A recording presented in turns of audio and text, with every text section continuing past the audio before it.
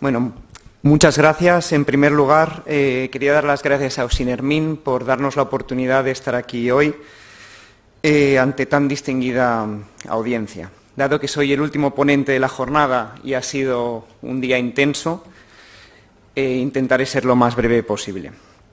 El tema sobre el que se nos ha propuesto hablar hoy es la experiencia en el desarrollo y regulación de la convergencia del gas natural y la electricidad. Sin duda, un tema interesante que podría llenar hojas y hojas sobre el que se ha hablado muchísimo. Sin embargo, yo quiero dar solo unas breves pinceladas y enfocarlo sobre todo, dado que todo el día ha sido más centrado en la regulación, un peso más desde el punto de vista del negocio. A continuación, veamos un poco el índice que vamos a seguir en la presentación. Haremos una breve pincelada de la empresa a la que pertenezco, el Grupo Gas Natural Fenosa, para seguir con la evolución del contexto europeo en gas y electricidad, centrándonos en España y, por último, hablar del tema en concreto de la convergencia entre el gas y la electricidad. Muy bien, el Grupo Gas Natural Fenosa. ¿Quién es Gas Natural Fenosa? Aunque aquí en Latinoamérica y especialmente en Perú, por lo que he visto, todo el mundo le suena más Unión Fenosa. Pues bien, el Grupo Gas Natural Fenosa nace en 2009 con la fusión entre dos empresas, Gas Natural y la eléctrica Unión Fenosa. Desde entonces, el grupo está presente en más de 25 países. Tiene una plantilla de más de 16.000 personas y cuenta con aproximadamente 20 millones de clientes, a datos de 2013. Es la mayor compañía integrada en gas y electricidad en España y Latinoamérica. Tiene un EBITDA en 2013 de unos 5.000 millones de euros, unos activos valorados en más de 44.000 millones y una capacidad instalada de generación superior a 15.000 megavatios. Todo ello la hace la compañía multinacional líder en el sector del gas y la electricidad. Adicionalmente, posee un reconocimiento mundial en materia de responsabilidad social corporativa. Como he dicho, presente en más de 25 países, entre los cuales cabe destacar la alta presencia en Latinoamérica, cuyo negocio supone aproximadamente un tercio del EBITDA que he comentado. Presente en Argentina en la distribución de gas desde el 92, en Brasil desde el 97, también en distribución de gas, en Colombia distribución de gas y electricidad y recientemente, desde mediados del año pasado, en la distribución de gas en Perú, mediante la concesión suroeste para la masificación del uso del gas natural.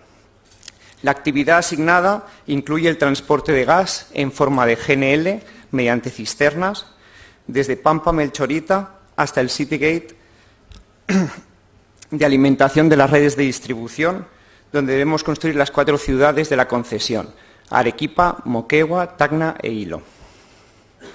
Se prevé el inicio de la distribución de gas a mediados del año que viene.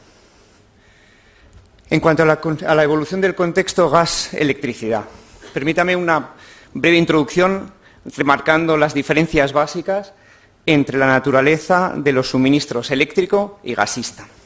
Empezando por el suministro eléctrico se trata de un servicio esencial y particularmente universal, declarado como bien de primera necesidad.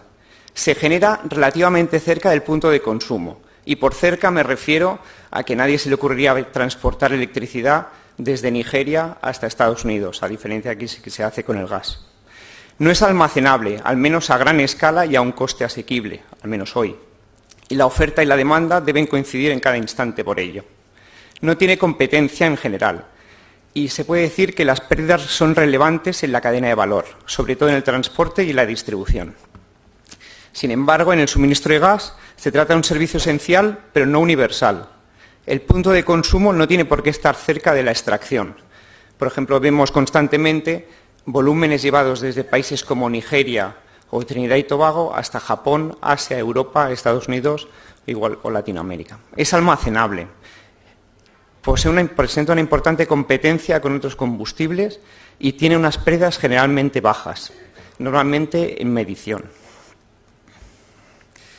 Si nos centramos en la cadena de valor del suministro de gas, desde las formaciones naturales donde se encuentran estas reservas hasta los clientes finales, el gas natural pasa por un conjunto complejo de procesos y actividades que varían según la distancia y los recursos de transporte.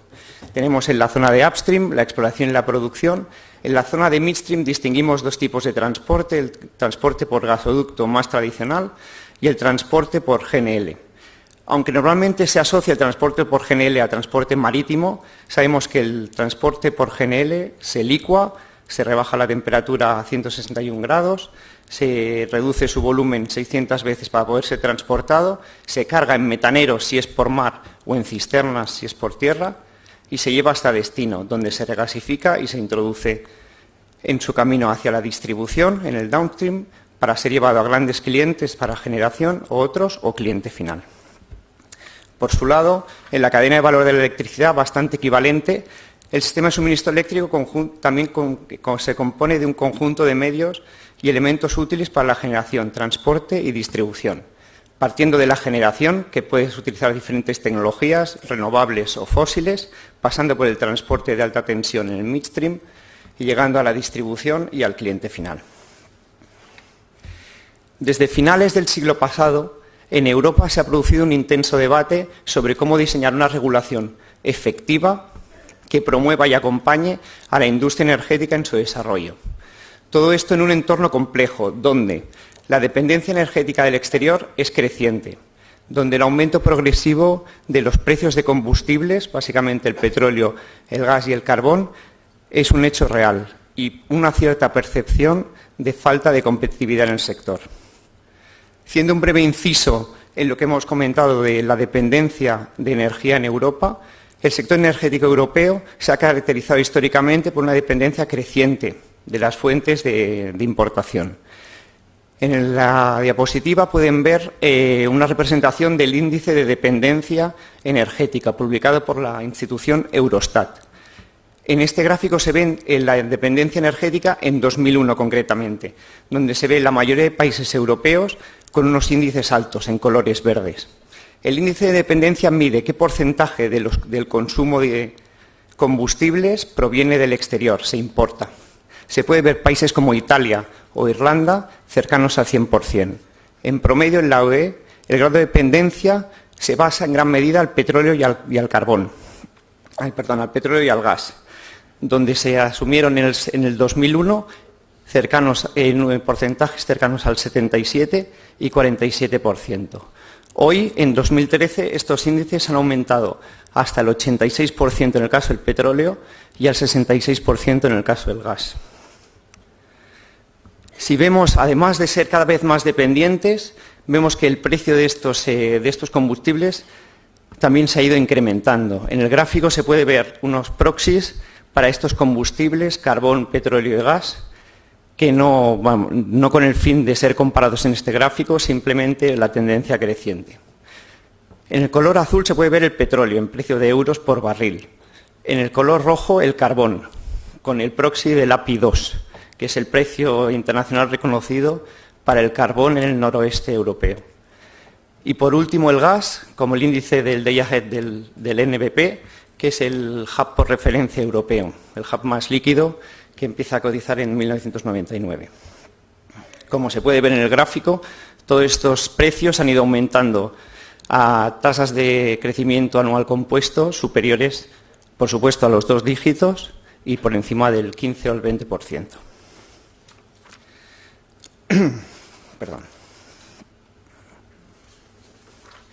Muy bien, pues los esfuerzos de la Comisión Europea se han centrado en la creación de un mercado único y liberalizado para toda la Unión Europea, tanto para el suministro eléctrico como para el gasista, siempre en paralelo. Liberalización y competencia no como un fin, sino como un instrumento para que los consumidores obtengan una energía con dos características, una energía de calidad y al menor precio posible en el largo plazo. El proceso de liberalización y apertura en los mercados energéticos europeos se ha ido complementando a lo largo de los años con una serie de medidas destinadas a asegurar que estos mercados funcionen de forma eficiente y coherente con la maximización del bienestar social.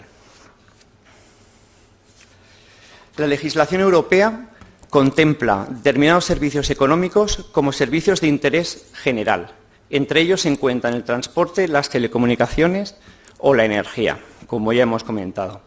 En concreto, sobre la electricidad, dice en su artículo 3 de la Directiva 2009/72/CE, leo textualmente, que los Estados miembros deberán garantizar que todos los clientes domésticos y, cuando los Estados miembros lo consideren adecuado, las pequeñas empresas disfruten en su territorio del derecho a un servicio universal, como ya hemos comentado, derecho a suministro de electricidad de calidad y a un menor precio posible.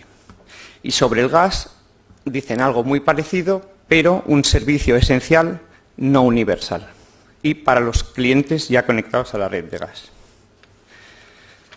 ¿Qué pasa en España? Como ha comentado mi compañero Alejandro, pues España lo que hace es transponer las directivas, sigue las directivas europeas en materia de gas y electricidad y las implanta y las legisla. En concreto, la regulación del sistema eléctrico español se fundamenta en la Ley 54/97 y la Ley del Sistema Gasista en la 34/98. Intento ser breve para no extenderme demasiado. A modo orientativo, también lo ha mostrado mi colega Alejandro. La legislación española, como se puede ver, el desarrollo legislativo y regulatorio en España es muy extenso. La razón es la que, al ser España pionera en el desarrollo legislativo de la electricidad, como se puede ver aquí, se ha utilizado mucho el método de la prueba y el error. En el caso gasista, como se puede ver, también se ha sido muy extensivo y, aunque no se ha sido tan pionero, también ha requerido mucho prueba y error. Aquí también nos hemos solapado un poco, me parece, Alejandro. Yo hablaré sobre unos temas un poco diferentes, ¿no? Como ha comentado él, no es hasta mediados de los años 80 cuando se firman una serie de protocolos entre todos los agentes, promovidos por el Gobierno, que antes era responsable del aprovisionamiento y transporte, que eran actividades públicas, que disparan la demanda, inicialmente de carácter más industrial. Este crecimiento requiere un esfuerzo en el desarrollo de la red de transporte. Este es un elemento esencial para la conexión entre oferta y demanda, que hasta entonces no habían sido posible, y que es, por ejemplo, lo que hoy le falta a países como México, Brasil o Colombia. El consumo tuvo un máximo en 2008, como también hemos visto, y con un papel muy destacado en la generación. En cuanto aparecen o irrumpen en el juego la crisis económica, la penetración de las renovables y otros efectos como el carbón americano. En cuanto a la diversificación de aprovisionamientos, también muy parecido a lo que ha dicho Alejandro, con una ventaja competitiva del sistema gasista español respecto al resto de europeos. Esta diversificación, además de de tener ventajas respecto al resto de europeos, le ha permitido capear, permítame la palabra, la crisis económica mucho mejor que el resto de los países europeos, porque ha podido llegar a acuerdos con los suministradores en origen para desviar el desvío de volúmenes a otros mercados, como puede ser Latinoamérica o como ha podido ser Japón. Esta variedad de orígenes promueve la competencia en precios y aumenta la seguridad de suministro, los dos objetivos básicos de la Comisión Europea señalados anteriormente. En el caso del sector eléctrico, vemos pues también a partir del año 2000 un crecimiento en el año 2000 teníamos aproximadamente unos 50.000 megavatios instalados y vemos un crecimiento sustancial por la irrupción de las renovables en color naranja arriba y por el color azul, que son los ciclos combinados, a partir del 2002, que, como veremos ahora en el último capítulo, parten de la convergencia entre el gas y la electricidad. Bueno, pues esta, voy pasando, porque no era la última versión. Vale, convergencia gas y electricidad. Venga, ¿qué es la convergencia? La convergencia es la unión o acercamiento entre dos o más elementos que confluyen en un mismo punto. Las actividades gasistas y eléctricas han experimentado en las últimas décadas un proceso imparable de convergencia. Las principales variables que han propiciado este fenómeno se pueden deducir en un desarrollo tecnológico, un desarrollo regulatorio y un desarrollo social. Si lo graficamos en un diagrama, podemos ver varios drivers. El primer driver, los drivers de mercado, en los cuales aparece un incremento en la demanda energética, una competencia entre combustibles y un balance energético cada vez más globalizado. Por otro lado, unas dinámicas más ambientales, de entorno, en las que se ve un incremento en la conciencia ambiental, la sociedad cambia y requiere nuevas energías, unos procesos regulatorios cambiantes y unos avances tecnológicos, sobre todo en la generación eléctrica. Todo ello en estos drivers en un momento en el que se da una etapa de desregulación, tanto en el sector gasista como en el sector eléctrico. Un cambio tecnológico con la aparición de los ciclos combinados, tecnología modulable, de baja inversión, con alta eficiencia y con otras características que requiere, y un uso del gas natural cada vez más globalizado. Todo ello lleva a la proliferación de los ciclos combinados como elemento solucionador para la nueva generación eléctrica. Haciendo un inciso sobre uno de los puntos que he hablado, que es la globalización del uso del gas natural, permitidme mostraros estos dos gráficos. El primer gráfico muestra los flujos entre países internacionales superiores a 10 BCM que había en el año 2000. Y en el gráfico inferior, los flujos superiores a 10 BCM entre países que hay en 2013. Como se puede ver en el gráfico de arriba, ya no digo si dibujásemos los gráficos del año 90. Se puede ver que en el año 2000 había básicamente 8 rutas principales de exportación y 3 mercados principales de importación: Estados Unidos, el norte de Asia y Europa. Y que claramente cada suministrador aprovisiona a un único mercado. Sin embargo, ya en 2013 el volumen total casi se ha doblado y aparecen 17 grandes rutas de exportación, 5 nuevos mercados de importación y 4 nuevos países exportadores, por no hablar de los próximos países que ya están desarrollando capacidad de exportación.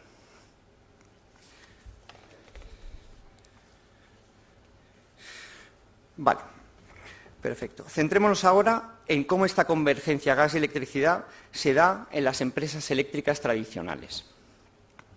El gas entra dentro de las empresas eléctricas tradicionales a través de una doble vía. Por una parte, la liberalización de la producción de energía eléctrica y las ventajas de los ciclos combinados suponen que esta tecnología acapare la mayor parte de las nuevas inversiones en generación. Una convergencia tecnológica. Las compañías eléctricas apuestan de forma generalizada por unas centrales que se ajustan muy bien a las exigencias. Una menor intensidad de capital, una modularidad importante en su diseño, cortos periodos de construcción, flexibilidad de operación, alto rendimiento energético y menores efectos medioambientales. Por otra parte, la eliminación de las barreras legales en la entrada del suministro de gas natural permite que los grupos eléctricos se diversifiquen hacia la comercialización gasista, ya que cuentan con la práctica totalidad de todos los recursos tangibles e intangibles necesarios para tal operación. De hecho, los operadores eléctricos han sido los principales demandadores de gas en los últimos años. La superposición de ambos procesos de convergencia, tanto la tecnológica por la entrada de los ciclos, como la comercial, la irrupción de las eléctricas como comercializadoras de gas, en el seno de las empresas eléctricas las convierte en grandes demandantes de gas natural. Y en este contexto se puede retomar una cuestión fundamental del análisis estratégico de cualquier empresa cambiando de mercado. El clásico dilema de comprar versus hacer. Desde el punto de vista teórico, las alternativas contractuales utilizables por las empresas eléctricas para articular su abastecimiento de gas pueden representarse como un segmento, que pueden ver en la diapositiva, en cuyos extremos están respectivamente el mercado puro, unas compras que podrían considerarse al contado, y la empresa, que significaría la integración vertical. Entre ambas opciones se incluyen otras fórmulas que se integran en categorías híbridas. De un lado, se contempla en cierta medida próximas al mercado puro, pero que incluyen ya elementos de tipo administrativo que podrían ser los contratos a largo plazo. De otro lado, se recoge la cuasi integración vertical, que viene a dar cabida a todas las opciones de internalización parcial en el seno de la empresa. A priori, inicialmente, cabría pensar que cuando una empresa eléctrica se enfrenta a una necesidad creciente de gas natural, recurrirá al mercado al contado como mecanismo de coordinación. El sistema de precios ajustará de forma eficiente la demanda de gas. Sin embargo, las relaciones de intercambio del gas natural están muy alejadas de la competencia perfecta. Al contrario que en el caso del petróleo, no hay grandes mercados de aprovisionamiento, hay grandes mercados regionales. Tampoco parece que la integración vertical, aguas arriba, sea una estrategia plausible de desarrollo interno, ya que el tamaño mínimo eficiente requerido para operar un conjunto en la cadena gasista pone muchas trabas. La solución obtenida, como siempre, una opción híbrida intermedia. Y aquí era, bueno, en el caso de las empresas gasistas integrándose hacia la parte más eléctrica, vemos una situación parecida. Sin embargo, lo que hacen las empresas gasistas es hacer un hedge para la venta de su gas. Es decir, se ponen a adquirir capacidad eléctrica para ser capaces de poder vender a largo plazo su gas. Al igual que las eléctricas, también disponen de todos los recursos o casi todos los recursos tangibles e intangibles para la comercialización eléctrica. 2 minutos. Sí, estoy ya casi. Por lo que les es posible esa integración, esa convergencia comercial que hemos visto antes.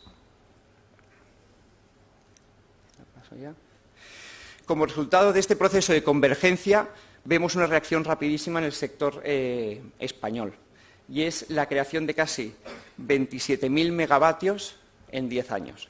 El primer megavatio de ciclo combinado se instaló en 2002 en España, y en el año 2010 contábamos ya con 27.000 megavatios.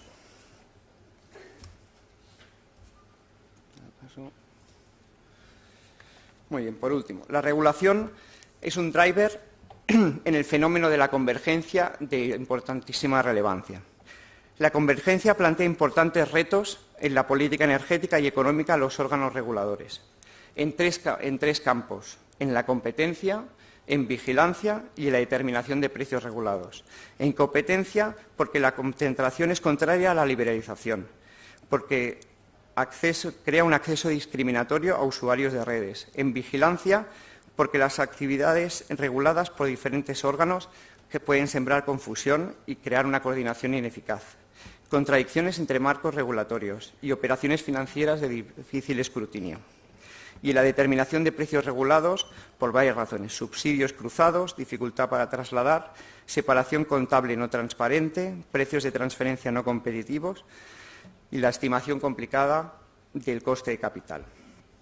Por último, 3 reflexiones. Tras los procesos de liberalización del sector energético, como el vivido en la Unión Europea y en otras partes del mundo, como en los Estados Unidos, se conviven actividades reguladas y actividades libres. Esto no solo reduce la regulación como cabría pensar, sino que la multiplica, pues aparecen fronteras entre actividades libres y reguladas que anteriormente no había y que, lógicamente, hay que regular.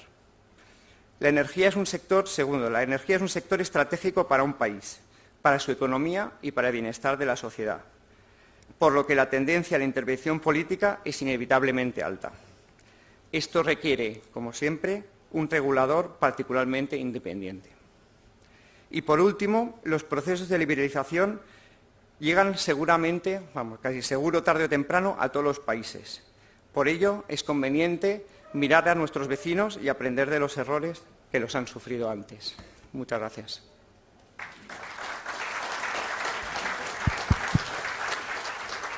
Muchísimas gracias.